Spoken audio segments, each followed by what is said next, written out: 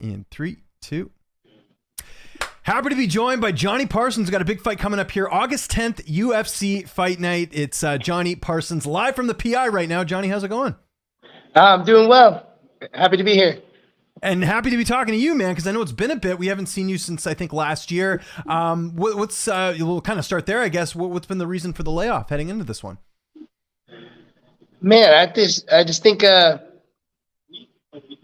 in my mind, I feel really young, but my body feels old.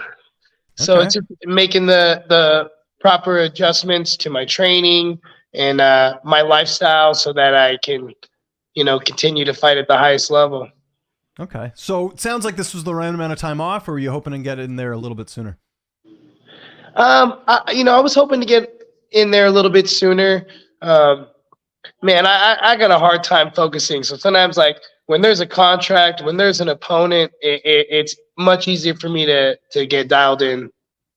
Yeah, that makes sense. So you're more like, hey, I need the fight booked. Like, short notice, probably not as good for you, and just in terms of like the way you like to structure things. Or am I reading that wrong? What do you mean by that? I just think it's one of those things. Like, yeah, maybe I'm new to the UFC, but I've been training like this since I was 16.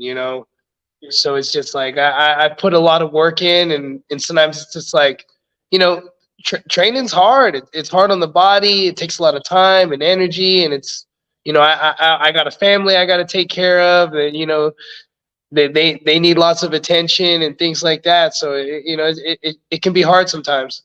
Okay. Well, you got a good opponent here in Kinoshita, 9-fight veteran. What do you know about him? How do you feel like you match up against him here? I just think it's a great fight. A couple more Southpaw victories, they're going to be calling me the Southpaw Slayer.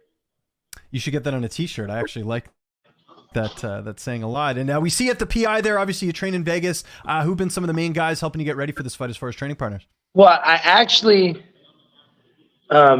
maybe got back to Vegas about a week and a half ago. I spent 6 months in Thailand. Oh, cool. Okay, yeah, tell me about that. Yeah, so we just kind of just was winging it. Brought my whole family with me, and yeah, we've pretty much been out there the last 6 months.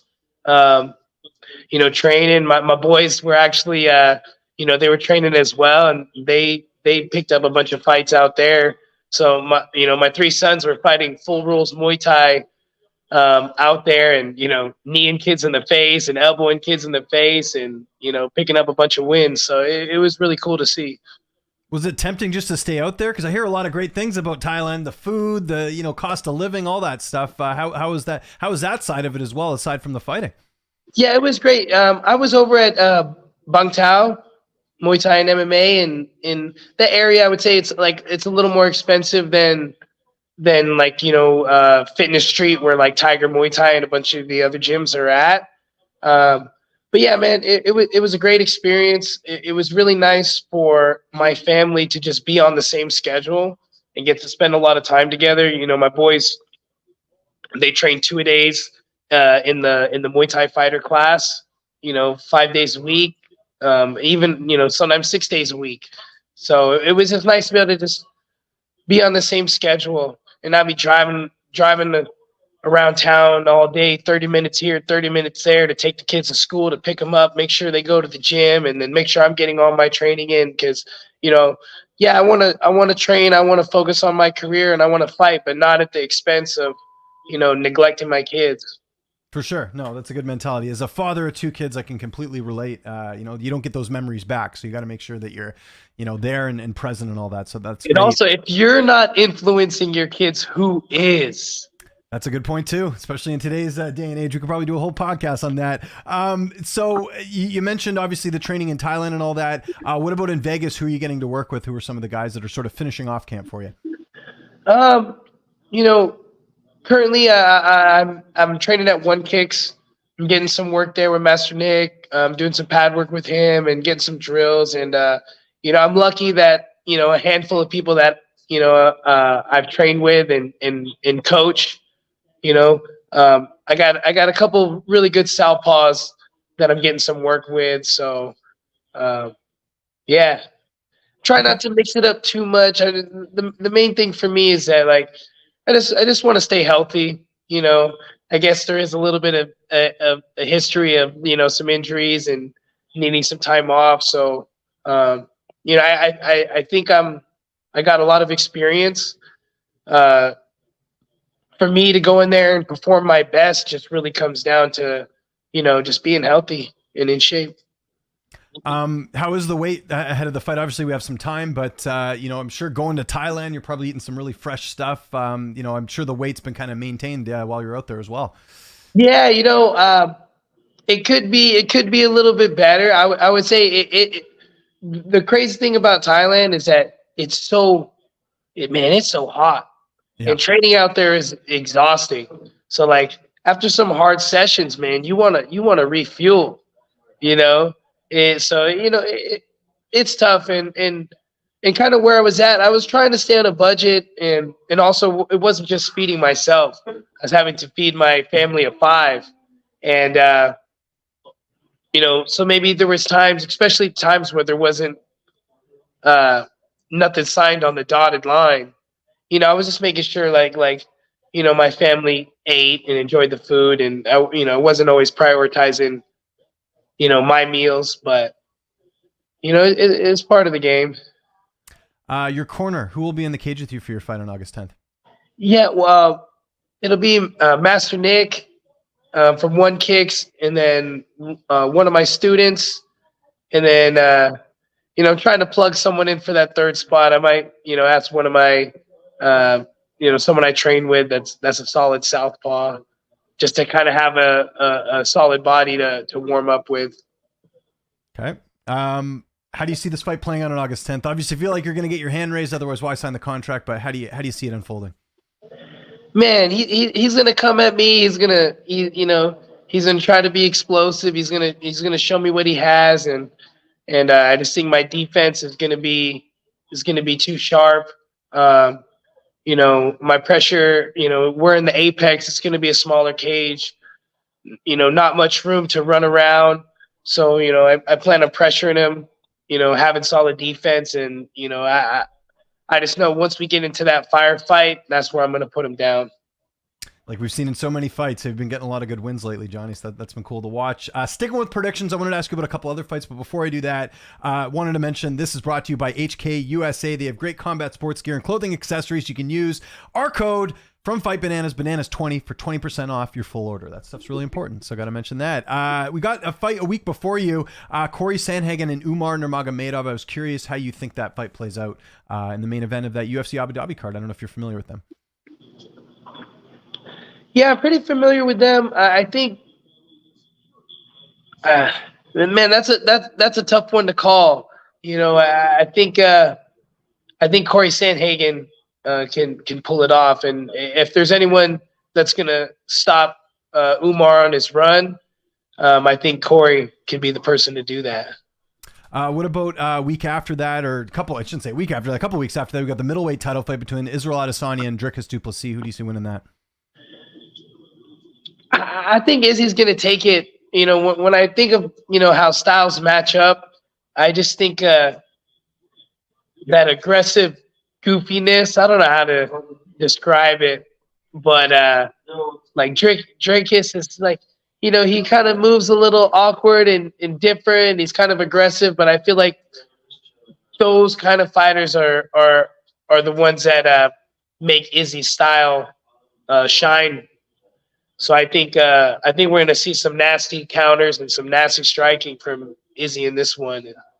I'm going with the former champion Izzy. I think he's going to get the belt back. Here's an interesting one: Renato Moicano and Benoit Saint-Denis. That lightweight main event in France. Who do you see winning that? That's going to be the headliner for that card. Yeah. Oh, that's cool.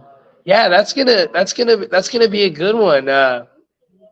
Man, Moicano, he's just, you can never count that guy out, and I think it would be a mistake for me to count him out on this one. So I'm going to go with Moicano. Just two more quick ones. Might be biased on this one, but Merab Dvalishvili and Sean O'Malley. Looks like it's going to happen next. Who wins? Oh, man. I don't know if I want to say how I really feel. Okay. No, I think Man, that's going to be such a great fight. You know, it's like who can implement their game plan the best. But Marab says is gonna strike with O'Malley. From what I've read recently. But I think that's a dangerous game to play. Okay. So no pick on that one, or do you think someone has the edge there? If you could give the edge, would it go to O'Malley or Marab, do you think?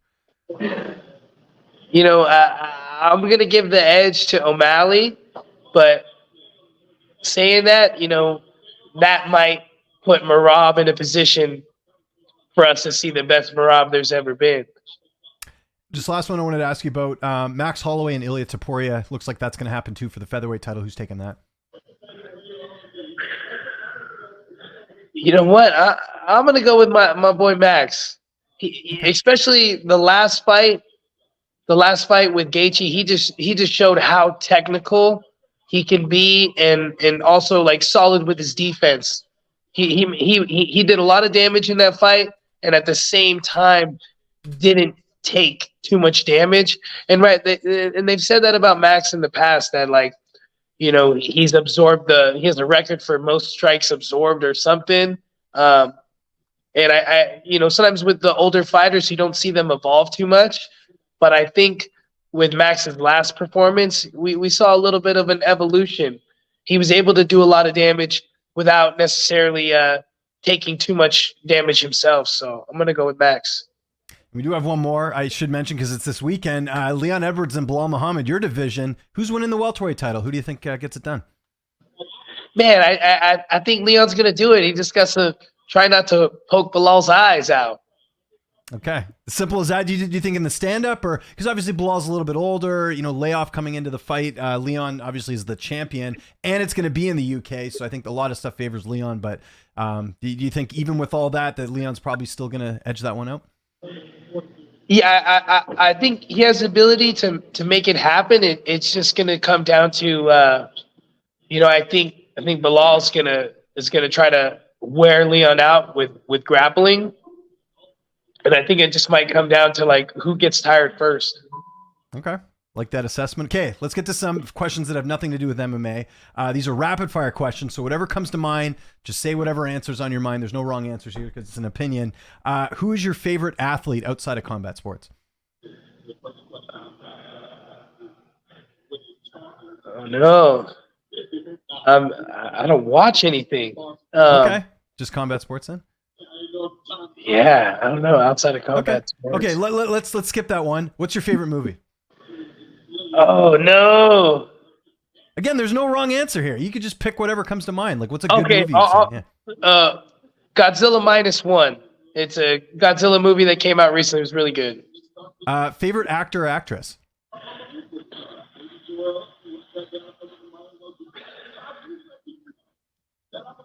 Man, I'm just gonna say Nicolas Cage, man, because I like the movie Con Air. You're making that out like it's a bad selection. Nicolas Cage is great. I've seen a lot of his movies. What's your favorite TV show? Dragon Ball Z. Favorite comedian? Dave Chappelle. Favorite cheat meal? Oh, pizza, pepperoni pizza. Favorite travel destination? Thailand. Favorite animal? A tiger. What is your hidden talent? Rapping. Really? You want to give us a sample here or no? Not this time. Next time. I'll keep that in mind though. I'll remember that for next time. I'm a little wrapped out. I've been freestyling in the car a lot lately, so I'm a little wrapped out right now. Take your word for it. What's your biggest pet peeve? I don't know, when young guys don't take advice you give them. Yep. When young guys are trying to help, don't take your advice. That's a good one for me. This is your third fight on your UFC contract, right? Because usually you get 4 fights. I think this is fight number 3 for me or for you, or did you re-sign? No, this is number 2. Oh, cool. Okay, gotcha. Well, no, because didn't you have? Yeah, I'm just looking here at your records. So, oh yeah, Contender Series. For some reason, I thought that was your debut. So yeah, your last fight was your debut. I always forget that Yeah. because you had such a long layoff. So I feel like you've been in the UFC for a while, but I guess that was just the one fight you've had, right? So Yeah, I just gotta do better. It's just making those adjustments, right? Because I just yeah. feel like I've trained like a young person for a lot longer than I was a young person, and just breaking all those habits and just making sure I'm healthy. What have you learned the most though through this entire process? Because like you said, you've sort of trying to figure out your body, figure out your training and all that. How do you go about doing it where it's maybe where it's more to your liking, so to speak? What have you learned the most from this whole experience of just dealing with injuries and different stuff? That at a certain point, like maybe when you're young, yeah, the 1,000 kicks a day will help you. But I think at a certain point, your body has to be strong enough to do the 1,000 kicks a day. And that's kind of what I learned is like, yeah, you could do 1,000 kicks a day, but if you ain't doing all the other stuff, like your body's not going to be able to, take that daily impact as well as it would, if you were in your early 20s. Yeah. Okay. Yeah. I mean, it's good. There's some people that don't, for example, like I remember Robbie Lawler towards the end of his career, he doesn't really do any sparring anymore because he's like, I know how to hit other people. It's like, why take that extra damage? Is that something you subscribe to as well? Like maybe scale back a little bit because there's a lot of things you know how to do? Yeah, definitely. I would say that I've definitely scaled back on the sparring and things like that, and you know, make sure that if I am doing some light sparring, I have the proper partners that know how to do that. Because I almost want to say, different times I've been hurt sparring were sessions that were supposed to be like a lighter sparring session. So Two more quick questions. Do you think Conor McGregor fights again? yes. I think he does too. I mean, we'll have to see when that is, but yeah, if I was a betting man, I say he will fight. And last one, are you paying attention to what's going on in politics? Obviously, Biden dropping up yesterday. Do you pay attention to any of that, or are you just so focused on fighting? It's like I'll worry about that later. And I try not to focus it, but I'm like a hardcore conspiracy theorist, so I don't got nothing nice to say about politics. Okay, name me one conspiracy that you might believe in that other people don't. Oh man, I can't. I go too deep. Okay. I don't know if I can say it on record. Okay, fair enough. So something, yeah, it's too taboo here because there's like people who don't believe in the moon landing. Yeah, that man, there's a lot of sketchy stuff when it comes to the moon landing. How come the most recent? How come they were able to show us videos way back in the day when they landed on the moon? It was like live on TV at the time. But the most recent time they landed something on the moon, the only thing they could show us were like representation videos. There was nothing. You would think. When was the last time we went to the moon? I was trying to even remember. I'm not up on the science stuff. No, So I think forgive me, recently, people. Yeah. recently they like supposedly landed a rocket up there, or they landed some kind of thing up there, and they didn't have any like videos or anything. They just like they kind of just showed like a model, like while it was going on. Like they were showing it live, and like they had people at the control center talking and walking everybody through it, but then they had no footage. And then the reasoning behind it was just kind of weird because it's like, all right, well they were able to have footage in the 60s or 70s or whatever, but they can't do it now. Like technology's supposedly way better. So man, there's some fishy things when it comes to outer space and stuff. Like I'm not saying that I think you're onto something. The extra what is it, terrestrial life and all that. I've seen too many like documentaries where it's like there's some weird stuff out there where there's Bigfoot or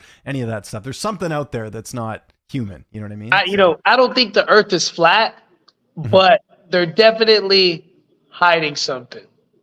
Yeah, definitely agree with that. You're not hiding anything though, man. You're very revealing in this interview. I love it. We're looking forward to the fight. UFC Fight Night, August 10th. Jonny, if there's anyone you want to thank before we get out of here, any sponsors, any social media you want to mention, I'll give you the last word. Yeah, I just want to thank, everybody at Bangtao Muay Thai MMA. They made our time there, so awesome. They welcomed my family with open arms. The trainers there took very good care of my kids, and yeah, it was an awesome experience. So I want to give them a shout out, and if anyone watching this, you know, thinking about going to Thailand and checking out their gym, like you got to do it. It's a great place. There we go. All right.